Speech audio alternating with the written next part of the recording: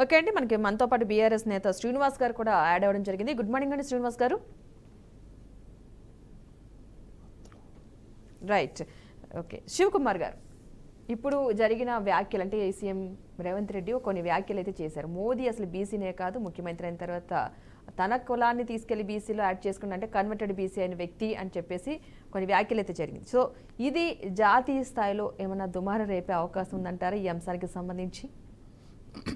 ముందుగా BR TV ప్రేక్షకులకు, మీకు ప్యానెల్ ఉన్న వారికి నమస్కారం. పద్మ గారు, ఇప్పటివరకు వెంకటరెడ్డి గారు మాట్లాడింది వినడం జరిగింది. రేవంత్ రెడ్డి గారు బహుశా వెంకటరెడ్డి గారు మాట్లాడిన భాషలనే ఆయననే ఒప్పుకున్నాడు. బీసీ కులానికి చెందినోడు ముఖ్యమంత్రి అయినప్పుడు ఒక ఇయర్ మారింది అనే రకంగా ఇప్పుడు వెంకటరెడ్డి గారు చెప్పడం జరిగింది. ఇప్పుడు నరేంద్ర మోదీ గారు ఎప్పుడైతే ప్రధానమంత్రి అయినరో ఆయననే ఒప్పుకున్నాడు, నేను చౌకీదార్ని, లేకపోతే నేను ఛాయ్ వాలాని, లేకపోతే మన్ కీ బాత్ కడతాం అనే రకంగా ఆయననే మాట్లాడిండు. ఈరోజు రేవంత్ రెడ్డి గారు చెప్పిన దాంట్లో ఆ ప్రధానమంత్రి ముందు బీసీ కాదు, తర్వాత ఆయన ముఖ్యమంత్రి అయినాక బీసీ అనే రకంగా వ్యాఖ్యలు చేసిండు. బహుశా ఆ ఇయర్ ఏమన్నా అటు ఇటు అయ్యిండొచ్చు, దానికి కాదంటే ఇప్పుడు వెంకటరెడ్డి గారి మాటల్లో కూడా ఆ ఆన్సర్ అక్కడ మనకు వచ్చేసింది. అయితే ఇంకోటి ఏమంటే, ఇప్పుడు ఏదైతే 33% రిజర్వేషన్ గురించి కూడా మాట్లాడడం జరిగింది.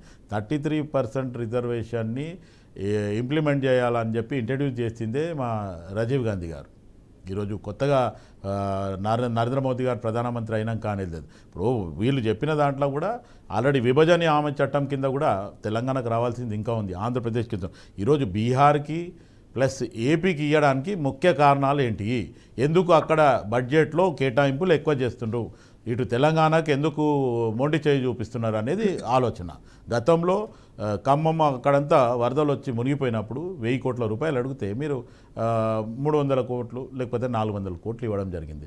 అటు ఏపీకి ఆలోచిస్తే 2000 కోట్లు ఇచ్చిండ్రు. అంటే రెండు తెలుగు రాష్ట్రాలలో కూడా మీరు ఇంత వివక్ష ఎందుకు చూపిస్తున్నారు అంటే, అటు బీహార్ కానీ ఇటు ఆంధ్రప్రదేశ్లో కానీ మీకు ఇట సపోర్ట్ తీసేస్తే రేపు మీ ప్రభుత్వం కుప్పగూలుతుంది అనే ఒక ఆలోచనతో ఈరోజు నరేంద్ర మోదీ కానీ అమిత్ షా ప్రభుత్వం కానీ వీళ్ళు మెయింటైన్ చేస్తున్నది. ఇప్పుడు గతంలో ఏదైతే మురళీ మనోహర్ జోషి గారు కానీ, ఎల్కే అద్వానీ గారు కానీ, లేకపోతే అటల్ బిహారీ వాజ్పేయి గారు ఉన్నప్పుడు ఏదైతే దేశం కోసం ధర్మం కోసం అనే ఏదైతే నినాదంతో బీజేపీ పార్టీ పోతుందో, ఈరోజు ఆ సిద్ధాంతం మర్చిపోయిన వాళ్ళు. ఎక్కడ పోయినా ఏ పార్టీని కూల్చేయాలా, లేదు అనుకుంటే ఈడీలు, ఐటీలు లేకపోతే సిబిఐలో దాడులు చేయాలా, వాళ్ళ పార్టీలకు పోతే వాషింగ్ పౌడర్ నిర్మా అనేది మొత్తం వాష్ అయిపోతుంది, ఇతర పార్టీలు ఉంటే మటుకు వాళ్ళని వేధింపులు చేస్తామనేది ఈరోజు బీజేపీ ప్రభుత్వం చేస్తున్న కట్టడి. దాంట్లో ముఖ్యమంత్రి రేవంత్ రెడ్డి గారు ఒక మాట ఏమన్నాడంటే, ఆయన ముఖ్యమంత్రి అయిన తర్వాత ఆయన కులాన్ని తీసుకొచ్చి బీసీల కలిపిండు, ఆ తర్వాతనే ఆయన బీసీ అయ్యిండు అన్నాడు. దాంట్లో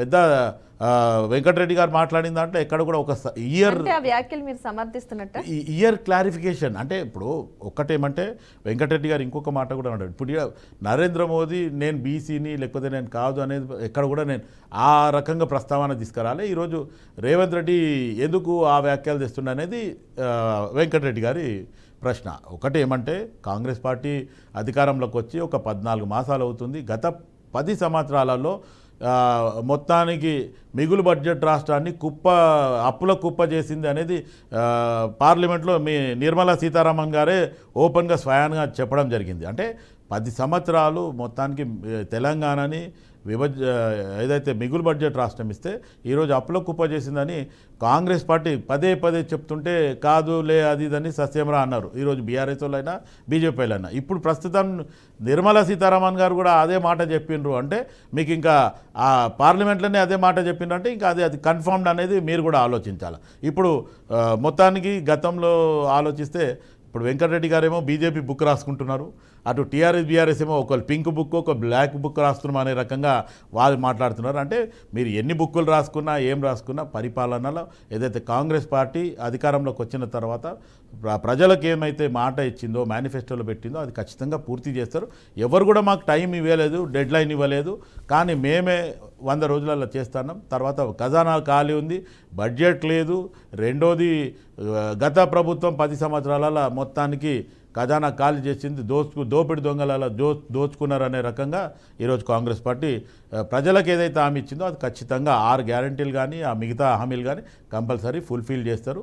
ఇప్పుడు రాబోయే రోజులలో ఆల్రెడీ మొత్తానికి ఏమేమి ఉన్నాయో అనౌన్స్ చేయడం జరుగుతుంది. బడ్జెట్ కేటాయింపులలో కూడా మార్పులు చేర్పులు చేస్తున్నారు. కంపల్సరీ ప్రజలకు ఇచ్చిన హామీ మటుకు పూర్తి చేస్తుంది. ఓకే.